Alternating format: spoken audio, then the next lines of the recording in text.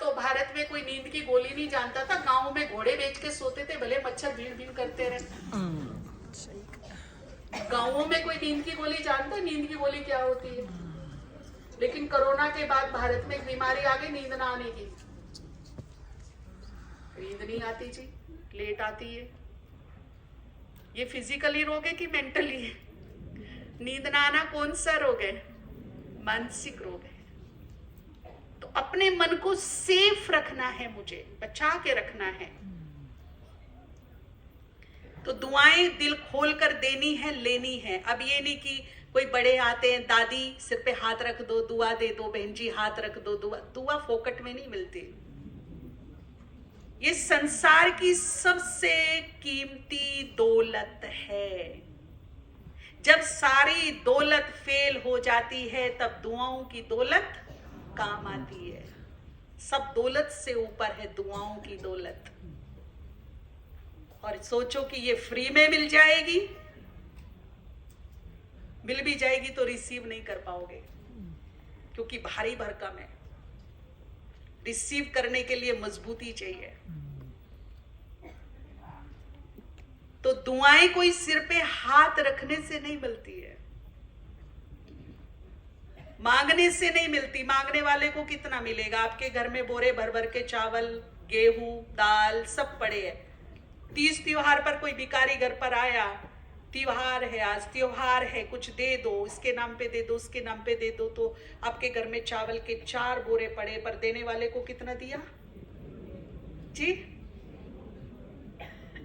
वो भी बड़ा एहसान दिखा करके दिया, जा बस आगे निकल ले अब, है ना? बिना रिस्पेक्ट के मिलता है, वो भी इतना सा मिलता है। तो मांगने से मेरा गुजारा है क्या? मैं अपना गुजारा कर सकती हूँ मांगने से? गुजारा है तो क्यों ना मेरी सोच इतनी सुंदर, शुभ हो, पॉजिटिव हो, मेरा व्यवहार इतना सुखदायी, कर्म इतने ट्रांसपेरेंट हो कि देने वाला बिन मांगे दे, स्व इच्छा से दे और छप्पर फाड़ फाड़ के दे। कर्मों का ही तो खेल है सारा। हमारी सोच और कर्म ही हमारा भविष्य का, भाग्य का निर्माण कर रहे हैं। अगर भाग्य अच्छा नहीं, सोच सकारात्मक रखिए। जितनी सकारात्मक सोच होगी, कर्म वैसे ही होंगे, रास्ते दोस्त वैसे ही मिलेंगे, भाग्य वैसा ही निर्माण होगा। लेकिन अगर मेरी सोच ही नकारात्मक है और भाग्य मेरा चरम सीमा पर उगा हुआ है, तो मैं सुंदर भाग्य को भी नकारात्मक सोच से दुर्भाग्य में बदल सकती हूं,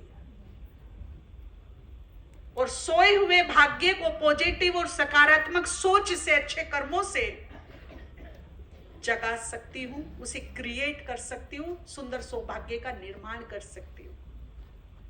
बदकिस्मती और खुशकिस्मती दोनों ही मेरे हाथ में है। इसीलिए अपने मन पर विशेष काम करना है। मन को फालतू की बातों में, इधर उधर की बातों में, परचिंतन में, निंदा चुगली में, नेगेटिव विचारों में, या फिर ईर्ष्या द्वेष क्रोध की बातों में नहीं रखना है। अच्छी चर्चा कीजिए, दिल जोड़ने वाली बात कीजिए, घर तोड़ने वाली नहीं। किसी का घर जुड़े, किसी का दिल जुड़े, किसी के रिश्ते जुड़े, ऐसी बात करिए। कोई गिरा हुआ आंखों में चढ़े, ये नहीं कि जो आंखों में चढ़ा हुआ है उसे मैं नीचे गिरा दूं, इस तरह की बातें करूं। बाबा ने परमिशन दी है कि ऊपर चढ़े हुए को नीचे गिरा दो। बाबा का आज्ञा क्या है कि जो नीचे पड़ा है उसको भी उठा दो, उसको भी उठा दो। तो अब हमें ऐसा दुआओं का काम करना है। सबसे बड़ा पुण्य तो यही है कि हमने उनको क्षमा कर दिया, उनको हम दुआ दे रहे हैं जो हर पल हमारे लिए कामना कर रहे हैं कि ये रोए, ये दुखी होए, और हम उनके लिए दुआ कर रहे हैं कि सुखी भाव, खुश भाव, निरोग भाव। दोनों में अंतर देखिए। एक रोने की हमारे लिए दुआ कर रहा है और हम उसके लिए दुआ क्या कर रहे हैं? अच्छा, भारी किसकी पड़ेगी? उनकी भारी पड़ेगी कि हमारी भारी पड़ेगी? इसलिए बाबा ने कहा, बच्चे अगर कोई तुम्हारे लिए एक बद्दुआ रखता है तुम उसके लिए 10 दुआओं का दान करो तो बद दुआओं का प्रभाव उसी वक्त खत्म हो जाएगा,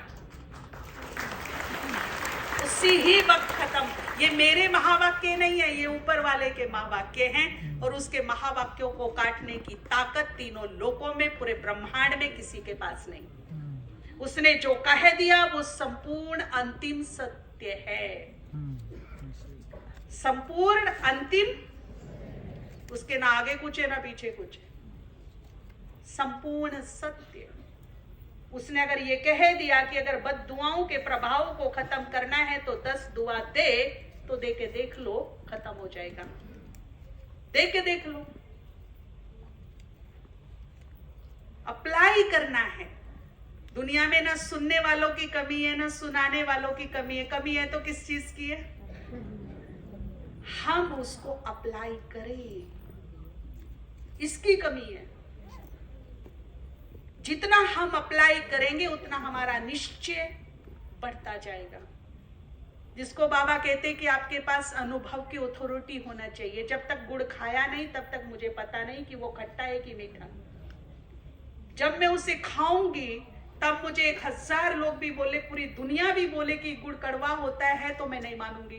क्यों? क्योंकि मैंने उसको टेस्ट किया है, और जब मैंने टेस्ट कर लिया तो किसी की भी बात मेरे दिमाग में जाएगी नहीं।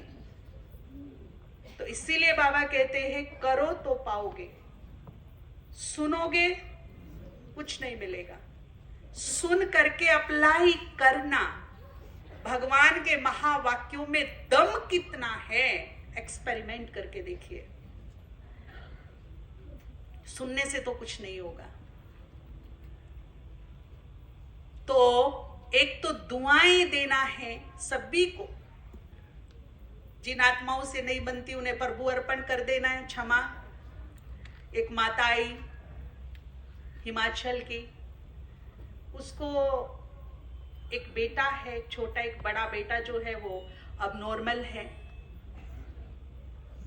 मानसिक रूप से कमजोर है पूरा। इतना इरिटेट होती है उससे कि जीवन नरक बन चुका है उसका। कई अनाथालयों में बात की कि इसे तुम रख लो। कई बार उसने बोलती, मैंने खूब तो प्रयास किया कि इसे मार दूं, क्या इसको बोझ को कब तक लेके घूमूं मैं। कई बार मैंने जब सफल नहीं हुई तो सोचा मैं खुद मर जाऊं, खुद को हैंग कर लूं, कहीं कूद जाऊं जाके, इसके साथ जीना। तो मधुबन आई 3-4 साल पहले की बात है। मिलने लगी, बताने लगी, रो रही बहुत, कैसे मैं इससे, मेरा ज्ञान योग कुछ नहीं होता, इतना इरिटेट करता है, दिमाग तो उसको है ही नहीं, एक बुत को पाल रही हूँ, ये कर रही हूँ, वो कर रही हूँ, दुखी हो गई हूँ। रोए बहुत बुरी तरह से, कब पीछा छूटेगा, कब मरेगा। उसको समझाया।